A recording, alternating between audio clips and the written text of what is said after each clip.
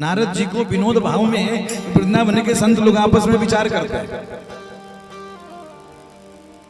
कारण नारद जी चाहते हैं कि जितना जल्द हो सके भगवान का दर्शन हो जाए और इसकी सदगति हो जाए, तो भगवान उसी का उपाय करते हैं। क्योंकि नारदो देव दर्शन, जिनको नारद जी ने दर्शन दिया उनको नारायण ने जरूर दिया। ये भी बात पक्की है।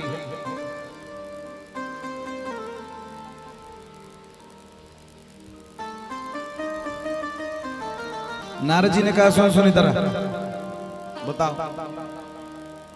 8 पंखुड़ी वाला कमल लिया, बोला गिन इसको कितने हैं? बोले 1 2 3 4 5 6 7 8। लास्ट वाला हो रहा है 8वां गुरुदेव। बोले इधर से गिन, तो वापिस गिने तो बोले पहला ही वाला 8वां हो गया गुरुदेव। बोले यही तो जब से समझाता हूँ रे चेले कि ये देवताओं के चाल कोई नहीं जानता है, कब वो पहला आ जाए कब 8वां आ जाए, वो 8वां भी पहला हो सकता है। अब तो एक क्षण देरी नहीं किया, तुरंत जाकर उसने उस बालक का हत्या कर। दूसरा हुआ सुसेन, उसकी भी हत्या कर। तीसरा भद्रसेन, चौथा रिजु, 5वां संवर्धन, छठा भद्र और 7वें में लक्ष्मण जी इस बार बड़े बन के आते हैं। त्रेता में जो भगवान राम जी के साथ में शेषावतार लक्ष्मण जी थे, इस बार बड़े भैया बन के आते हैं। बड़े भैया बन के आए। भगवान ने सोचा अगर गलती से मामा ने मार दिया इसको तो भैया के साथ तो मामला गड़बड़ हो जाएगी। इसलिए उन्होंने अपनी वैष्णवी माया को आदेश दिया है कि जो देवकी मैया का 8वां गर्भ 7वां गर्भ है, वो गर्भ जितना जल्द हो सके जो दूसरी माँ हमारी रोहिणी है उनके गर्भ में प्रत्यर्पण कर दो। जोग माया आई, उस गर्भ को अपकर्षण करके और जाकर के रोहिणी मैया के गर्भ में स्थापित कर दिया। कंस ने कहा क्या हुआ 7वां? बोले मर गया, खत्म हो गया। बोले अच्छा हुआ समाप्त हो गया, डर के मारे न तो हमें मारना पड़ जाता। अब 8वां तो परमात्मा स्वयं गर्भ में आते हैं। सत्यव्रतम सत्य परम सत्यम सत्यस्य योनिम निहितम च सत्ये सत्यस्य सत्यमृत सत्यनेत्रम सत्यात्मकम त्वां शरणं प्रपन्ना। कौन आ रहे हैं? वही आ रहे हैं जिनके पूजन हम सब प्रत्येक संक्रांति को करते हैं, प्रत्येक पूर्णिमा को करते हैं। किनकी? बोलो सत्यनारायण भगवान की।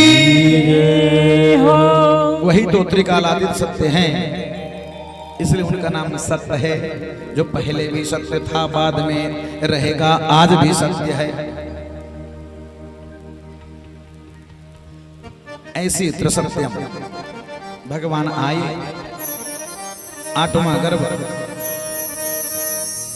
समय लगभग हो ही गया जी। ये भी भगवान की कृपा। हाँ,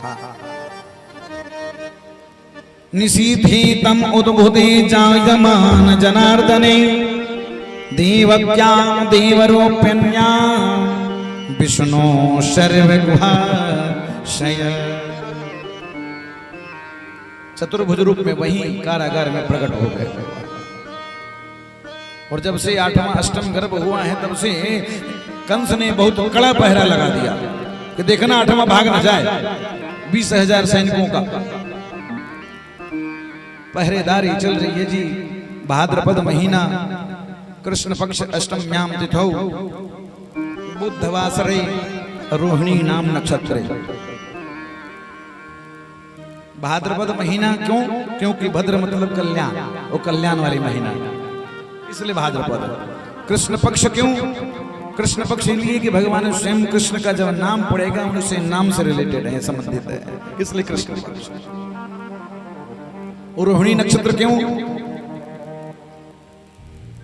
क्योंकि जब मैं रोहिणी मैया के गर्भ से जन्म ले नहीं पा रहा हूं, तो कम से कम उनके नाम के नक्षत्रों का तो सहारा ले ही लूं। इसलिए रोहिणी नक्षत्र संतों का भाव है।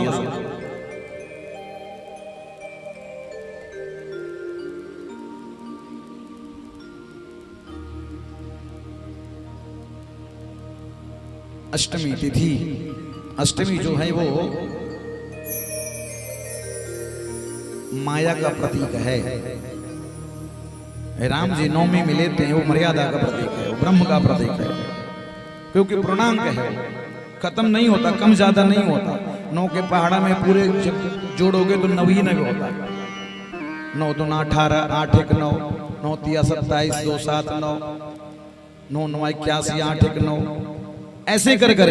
लेकिन 8 के पहाड़ा में घटता बढ़ता रहता है। इसका मतलब है कि परमात्मा मर्यादा पुरुषोत्तम न होकर के लीला पुरुषोत्तम बन के आते हैं। इसलिए अष्टमी तिथि के दिन रात्रि में जैसे ही परमात्मा प्राकट्य होते हैं, वसुदेव जी कहते हैं कि प्रभु ये पुत्र सुख नहीं चाहिए, बालक बनने की आवश्यकता है प्रभु। जैसे ही बालक बनने की तैयारी करने लगे परमात्मा, तो भगवान ने कहा कि देखो हे पिताजी, जब हम बालक बनेंगे तो मैं आपकी रक्षा नहीं कर सकता, आप स्वयं हमारे रक्षक हो जाओगे। और सुनो, जब मैं छोटा हो जाऊंगा तो हमें आप इस पार से उस पार, यानी गोकुल में जसोदा के आंगन में एक बालिका है, उस बालिका के पास रख देना और वहां से उसी बालिका को उठा करके वापस ले आना। सारी बात हो गई जी। इधर से अपने सिर पर भगवान को रख करके और वसुदेव जी जाते हैं।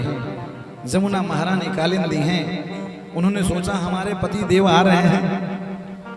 भाव विभोर इतने हो गए हैं कि दोनों आंखों से आंसू चलने लगी कालिंदी जी को, जमुना जी को, इसलिए जमुना जी में बाढ़ आ गया। और जब जमुना जी में बाढ़ आ गया जी, तो वसुदेव जी एक कदम आगे चले, गहराई में डूब जाए। और जैसे ही डूबे तो वसुदेव जी की दाढ़ी है, वो दाढ़ी जमुना मैया के जल से टच हो, स्पर्श होते ही जमुना मैया बोले हो ये तो ससुर जी की दाढ़ी है जी, ये स्पर्श दोष हो जाएगा, इसलिए थोड़ी कम हो जाती है, फिर आगे बढ़ती हैं। लेकिन आज तो इतने भाव विह्वल हो गई हैं जमुना जी, कालिंदी जी, कि लगता है कि मैं अपनी इन दोनों आंख के अश्रु जो हैं इस जल से भगवान का पाद प्रक्षालन कर ले। लेकिन भगवान पांव ही नहीं दे रहे। जब भगवान पांव नहीं दे पाते हैं, बार बार परेशान करती हैं कालिंदी जी, भगवान ने सोचा दादा परेशान हो जाएंगे, इसलिए भगवान ने क्या किया कि एक छोटा सा पांव नीचे लटका दिया, सिर से नीचे लटका दिया। और जैसे ही पांव का स्पर्श जमुना जी करी, तुरंत पांव का स्पर्श करते ही प्रणाम करी, पांव की पूजा करी, रास्ता दे उस पार गए। वसुदेव जी उस पार जा करके जसोदा मैया के ठीक बराबर में एक छोटी कन्या है, उनको उठाए, अपने लाला को छोड़ दिए, आए। जैसे आए जी तो माया तो शोर मचाते, यहाँ शोर मचाने लगी। जैसे ही शोर मचाए, अरे भैया 8वां हो गया, 8वां हो गया, 8वां हो गया। दौड़ते दौड़ते कंस आया और 8वां को पटकना चाहा, लेकिन माया तो हाथ से छूट गई। और वो अष्टभुजी मैया, बोलो विंध्याचल वाली मैया की, विंध्याचल वाली मैया अष्टभुजी बन करके आकाश मार्ग से कहती, अरे दुष्ट, तू क्या मारेगा हमें? तेरे मारने वाला तो ब्रज में कब का प्रकट हो चुका है, उसका प्राकट्य हो चुका है रे। इधर जसोदा मैया के पति देव नंद बाबा, और नंद बाबा की 2 बहनें हैं, एक का नाम है नंदा, दूसरे का नाम सुनंदा। नंदा सुनंदा 6 महीना पहले ही से आ गई है भाभी जी के पास कि भैया भाभी जी के कुछ होगा तो कुछ न कुछ तो उपहार मिलेगा ना जी। हे हमारे घर के कुल देवता, हमारे भाभी को तो लाला ही होना चाहिए, अगर लाली हो गई तो फिर गड़बड़ है। लाली हो गई तो हे भगवान, भाभी बहुत क्रोध में हो जाएंगे, आने जाना का भाड़ा भी नहीं देंगे, इसलिए लाला ही होना चाहिए। जब देखती हैं झरोखे से झांक करके, तो देखती क्या है, दोनों बहनें की जसोदा भाभी के बराबर में एक बच्चा बालक लेटा पड़ा है।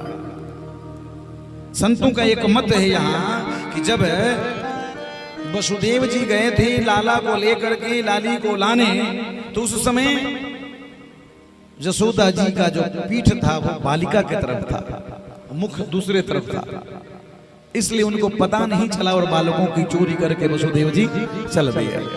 उस समय से एक प्रथा आ गई है कि जिन माँ बहन को बालक हो जाता है तो उनके जो सोने का तरीका है वो बालक की तरफ ही होता है, यानी बालकों का पीठ दिखाना नहीं होता, कहीं कोई ले न जाए जी, इस तरीके की भावना रखते हैं सब। आज नंदा सुनंदा जब नहीं रहा गया तो भाभी के बगल में जब पतली पतली झीनी झीनी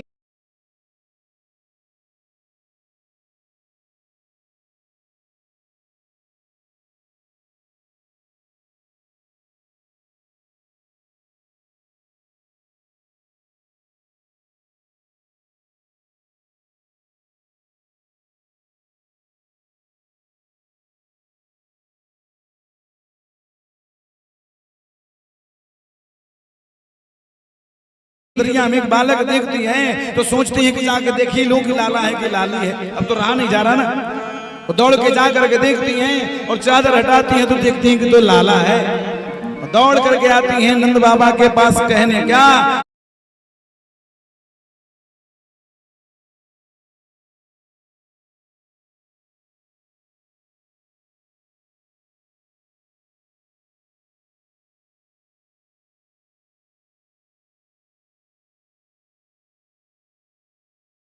करके मंत्र जप रहे हैं। अभी तो भयो नाही कब तक होएगो, भैया अभी तक तो कुछ भी नहीं हुआ। अरे कहाँ भयो?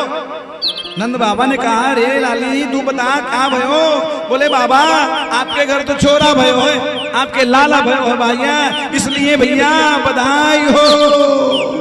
अब क्या कहना वहां जी, वहां तो वो जो बधाई बजने लगी, बधाई लूटने लगे, बधाई गाने लगे, और उस नंद भवन का नंद उत्सव तो जितना कहूं उतना ही फीका हो। उस नंद जी के घर में साक्षात भगवान आनंद स्वरूप स्वयं बाल कृष्ण रूप में प्रकट हुए हैं। बोले नंद के लाला की हो। आज की कथा यही पूर्ण करते हैं, विश्राम करते हैं, और कल की कथा बाल चरित्र के साथ साथ 56 भोग की तैयारी की कथा होगी, यानी कि राज पूजन की। परसों वाली कल बताएंगे क्या होगा। इसलिए इस भाव के साथ ठाकुर जी स्वरूप में जो बालक हैं उनको तिलक चंदन आचार्य जी के द्वारा करें, ब्राह्मण के द्वारा उनको तिलक करके, और भगवान के उत्सव का बेला है, इसलिए एक आध बधाई हम दुबे जी से सुन लेंगे हम सब जी, उसके बाद आनंद से आरती प्रसाद। बोलो वृंदावन बिहारी लाल की। इसी भाव के साथ आज के यजमान जी आवे, उन यजमान जी से तिलक लगाओ। यजमान जी आकर के बाल स्वरूप जो बाल भगवान हैं उनका आकर के तिलक करें, और उस तिलक के साथ साथ